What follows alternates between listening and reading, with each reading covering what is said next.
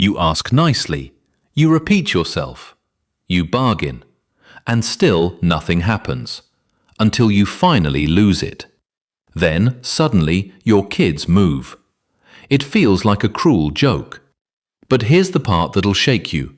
That's not discipline. That's your children running on your stress. And that's exactly why you fight the same war every single morning, over and over, until you're exhausted before the day has even started. Now here's the twist. In Japan, kids barely older than kindergarten handle their own tasks and manage themselves. No constant reminders, no yelling, no meltdowns. And it isn't luck.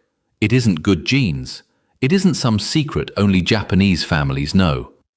They're raised on a powerful idea called Shitsuke. Shitsuke isn't about blind obedience.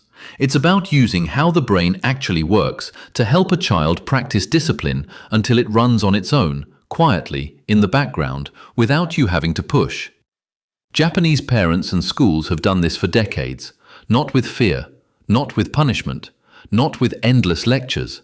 Just simple, steady, science-backed habits that build real discipline from the inside out.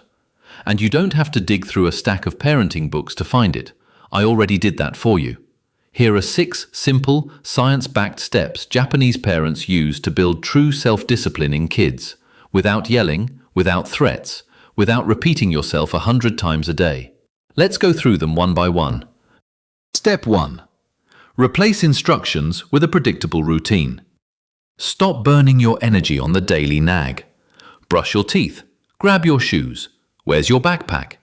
Those commands feel productive, but they actually train your child to tune you out until your voice climbs and your stress spikes. The most powerful move in Shitsuke is to replace your voice with a routine they can predict. Build one clear visual sequence, a simple chart on the wall. Wake up, bathroom, get dressed, breakfast, bag. That chart becomes the new authority in the room. Your only job now is to point at what's next. This works because repetition turns actions into automatic habits, so their brain stops fighting the task and simply does it. You're no longer the bad guy. The routine is just the way things go. Step 2. Turn commands into ownership questions. This is the shift that builds a self-disciplined brain. When you bark an order, your child's brain drops into reactive mode. They're either resisting you or obeying you, but either way, they're not thinking. So instead of directing every move, ask a question that hands them the problem. Picture the missing backpack again. The old, high-conflict way. Go get your backpack now. The new way. What do you need for school today? Then you step back. The child pauses. Their thinking brain switches on, and they spot the need themselves. My backpack, it's still in the car. And they go get it, not because you told them, but because they decided. You're using autonomy, one of the strongest motivators there is, to turn outside pressure into inner responsibility. That's the heart of Shitsuke. And honestly, once you get the hang of it, it's the easier path for both of you. Step 3. Model quietly instead of instructing out loud. Stop wearing yourself out with lectures and repeated reminders. Try quiet modeling instead. When it's time to clean up, to tidy, to get ready to leave, don't announce it, don't remind, don't demand. Just calmly start the task yourself. Pick up the toys, wipe the table, slip on your shoes. This is brain science in action. Your child's mirror neurons are wired to copy the behavior and the mood they see around them. So when you move with calm and purpose, they absorb it. This principle teaches that you don't control behavior by force. You guide it by example, so discipline starts to feel like support instead of a constant demand hanging over the house. Step 4. Give microtasks that build real competence. This is where their inner motivation grows. Stop treating chores like a punishment or a favor they owe you. Instead, hand them genuine, age-appropriate responsibilities that actually help the family. A 3-year-old sorting laundry by color. A 7-year-old packing their own lunch. A 10-year-old setting the table before dinner.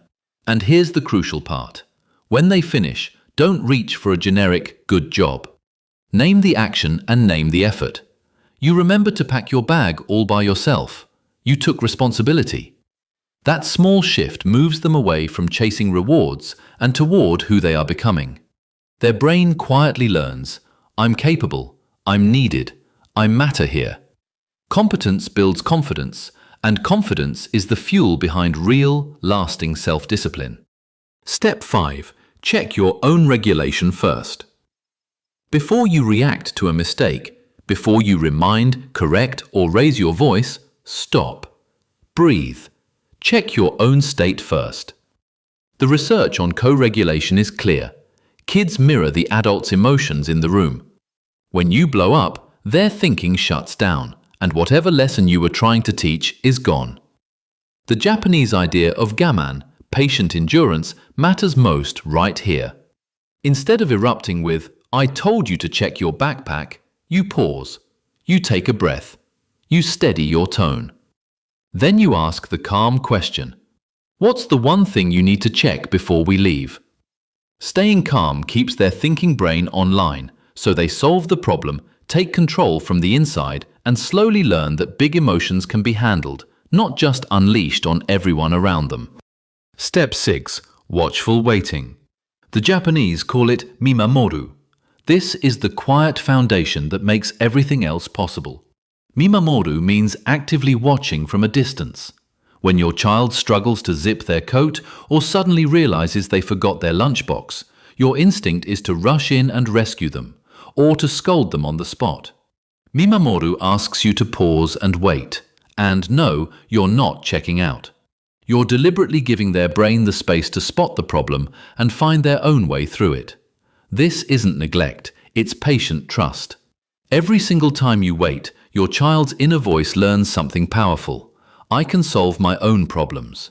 That's how you build real resilience, the inner compass that eventually becomes self-discipline they carry for life. Here's what pulls it all together.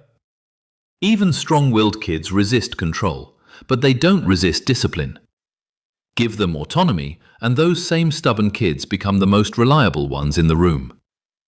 This is how you finally end the arguments and the shouting that leave you drained by Tamzur-san.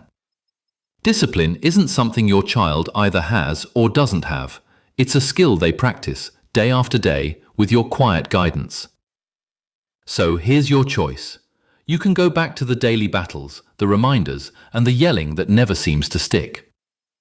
Or you can start using these Shitsuke methods today, one small step at a time. The top 1% of parents don't wait for the perfect moment, they take action.